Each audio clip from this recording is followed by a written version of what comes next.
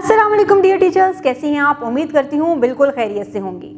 आज हमने क्लास में बच्चों को हफ्ते के दिनों के नाम सिखाने हैं। जिस तरह से हमने पहले पढ़ा है कि हमने हफ्ते के दिनों के नाम किस तरह से सिखाने हैं। पहले हम हरूफ को तोड़कर लिखेंगे, फिर उसको जोड़कर बच्चे को पढ़ना सिखाएंगे और फिर लिखना सिखाएंगे।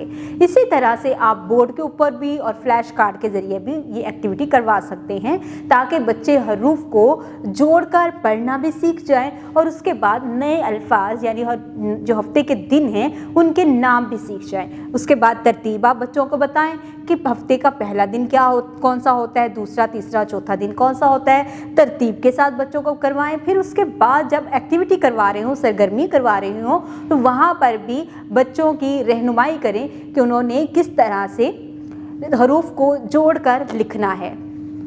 यहाँ पर आपने जब क्लास वर्क आप बच्चों को करवा रहे हो तो वहाँ पर बच्चों को इंस्ट्रक्शन देनी है कि उन्होंने क्लास वर्क बहुत नीट एंड क्लीन तरीके से करना है। इसके बाद जब बच्चों को आप होमवर्क दे रहे हो तो होमवर्क में भी आपने फोकस करना है और बच्चों को बताना है कि जो भी होमवर्क उनको मिला है उसको उन्होंने घर जाकर कैसे मुकम्मल करना है और अपने पेरेंट्स को कैसे बताना है कि वो अपने काम को बेहतर तरीके से कैसे कर सकते हैं और आज उन्होंने दिन में क्या क्या एक्टिविटीज़ की हैं और हफ्ते के दिनों को कैसे याद किया है।